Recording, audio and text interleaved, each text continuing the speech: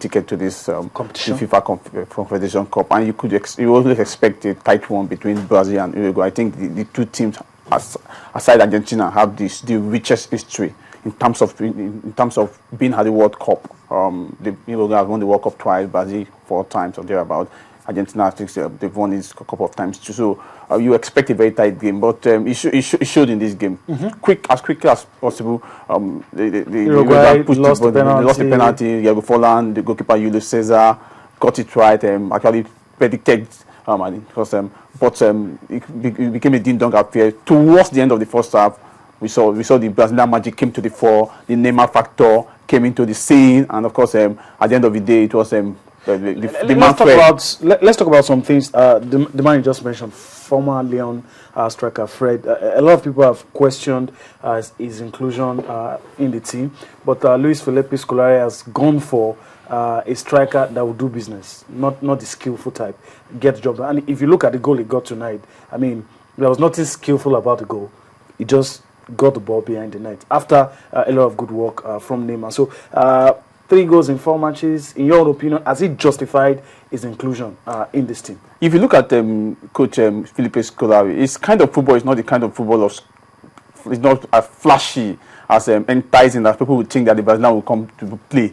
Because remember his first tenure as Brazilian coach in 2002, they were not too fantastic, not so they were getting exciting. They were getting the job done too. I think their biggest win was 5-2 against Costa Rica. I think that was the 2002 World Cup, but they eventually won the tournament. Yeah. And of course, we remember that same tournament, a player everybody thought had fizzled out because of injury, became the high goal scorer, the most valuable player in that tournament. He came with entirely some player who nobody felt you could have give a chance. Yes, so we're seeing that kind of similarity. But I hope it turns out to be what is shown in 2002, because the World Cup is still very, very key to the Brazilian. The FIFA Confederation Cup, they are the defending champion, no doubt about that. They are the defending champion. They are the host again. They are in the semi-final. They've won the last 2 editions, actually. So you can't expect the Brazilians to be so used to winning the FIFA Confederation Cup. But the World Cup is very key to them. Okay. Even though they won more World Cup than any other country in international football, but they still need. Let me quickly ask you this before we move on to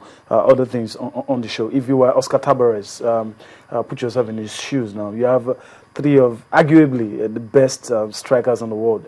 That's 3-man partnership up front: Diego Forlan, Edson Cavani, and Luis Suarez. But they seem not to be clicking right at this moment. So, what would you do? Are there any changes you would likely make, or you just sit down and hope?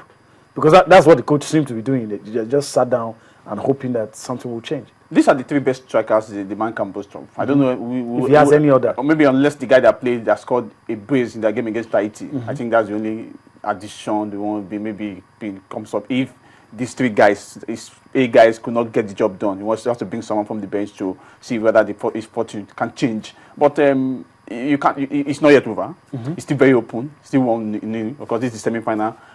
If they play at the end of the day, they have to probably put the ball at the back of the Brazilian net. It goes into extra time, maybe penalty. But the way the Brazilians are playing, with their fans behind them and some of the off-pitch circumstances, they want to see win for their fans. Yeah, win for their fans and for those people protesting outside, because at least by the time they see Brazilians, the team do well.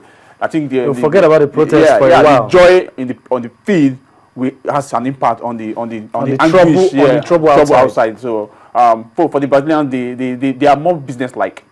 A lot of people say, "Oh, the Brazilians look so drab." So they are not enticing. They are not the Brazilians team of the old we used to know.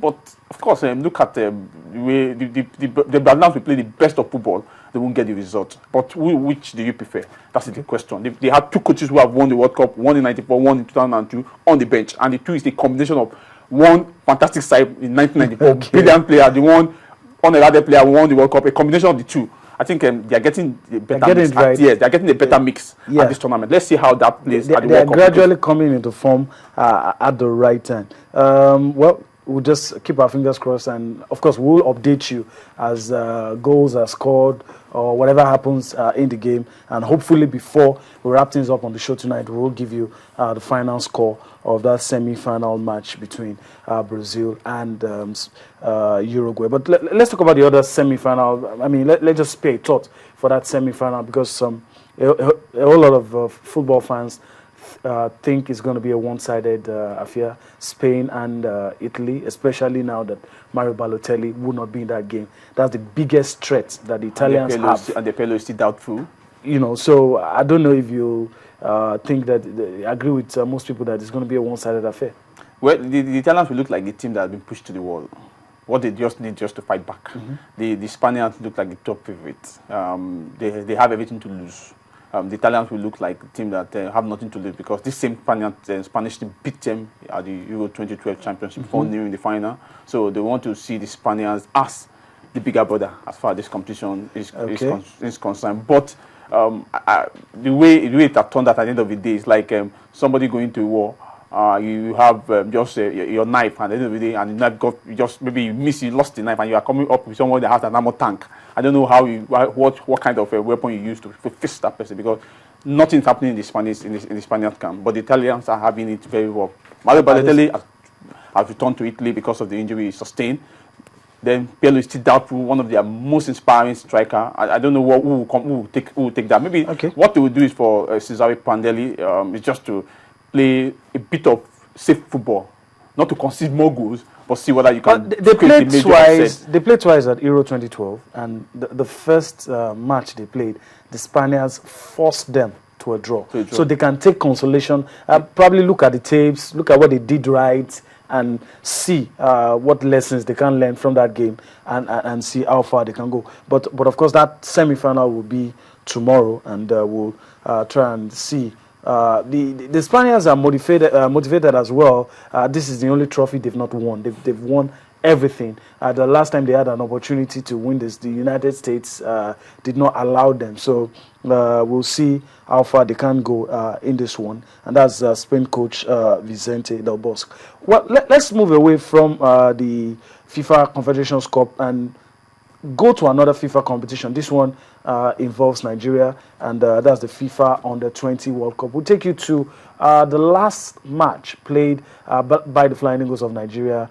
They defeated Cuba by 3 goals. A whole lot of people say that match wasn't, it didn't give us a lot to smile about, but it was a victory nonetheless. So let's take a look at that game and come back to talk about the FIFA Under-20 World Cup. Including Say No to Racism and the Football for Hope programme, in which FIFA supports hundreds of social organisations worldwide with funds, equipment and other resources. The ultimate goal being to promote and support the world's most popular game to spark positive change for a better future. In the last 8 years, the Football for Hope campaign has supported over 250 programmes in more than 60 countries.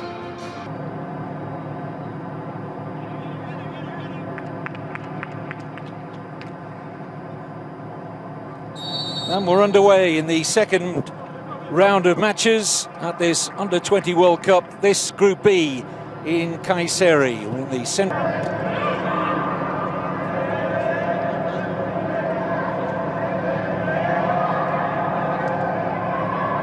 Madu. Ajagun. Oh, lovely pass to Coyote. He's in here. Coyote!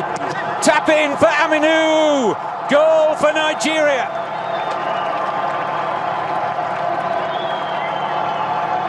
Well, the Cubans completely caught there. The captain Ajagun almost had to have a part in it here. Look at his slide rule pass, definitely onside Coyote. Now is Aminu onside. Cuba look to the assistant on the far side. Chidi Osachukwu will take the Nigeria corner.